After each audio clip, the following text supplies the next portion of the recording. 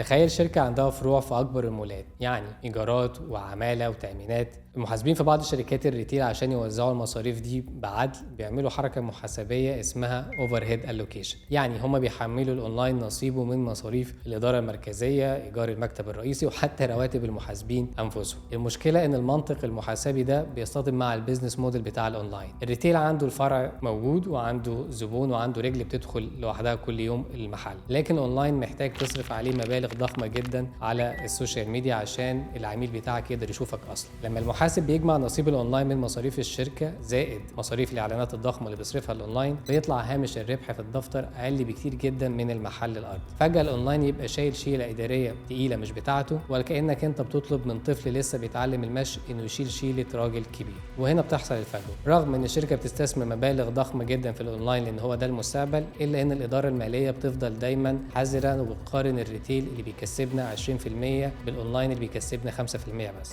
بينمو الأونلاين ولكن وسط ضغط ومحاولات تقليل ميزانيات مستمرة. على العكس الستارت اب ما عندهاش إرث التكلفة بتاع شركات الريتيل، هي بتركز على الكونتريبيوشن مارجن، يعني سعر البيع، تكلفة القطعة، الشحن، الإعلان. لو كل ده طلع بالموجب يبقى احنا بنكسب، مش بنحمل على القطعة نصيبها من راتب المحاسب في المركز الرئيسي. هما بيحسبوا مكسب كل اوردر لوحده. في حقيقة لازم نعرفها، الأونلاين كل ما بيكبر تكاليفه المتغيرة بتكبر معاه، الفاريبل كوست زي الشحن، التغليف، وعمولات الدفع، واهم حاجة المرتجعات. الشركات الكبيرة لما بتلاقي التكاليف دي بتزيد بتخاف على هوامش ربح الشركة الإجمالي، فبتحاول توازن الأمور ببطء. على الناحية التانية شركات الستارت اب الشاطرة فهمت عند نقطة معينة ممكن الفرع الأرضي أو الريتيل يبقى أوفر كتير من الإعلان أونلاين، وده ممكن يكون بيفسر توجه بعض شركات الستارت اب في مصر إن هم يتوجهوا للريتيل. هم مش بيقلدوا الشركات القديمة، هم بس عشان يفتحوا عدد فروع، ولكن تكلفة الاستحواذ أقل. الفرع في مكان حيوي هو إعلان ثابت بيجيب عملاء بدل ما نحرق فلوسنا على السوشيال ميديا، وكمان ممكن يكون حل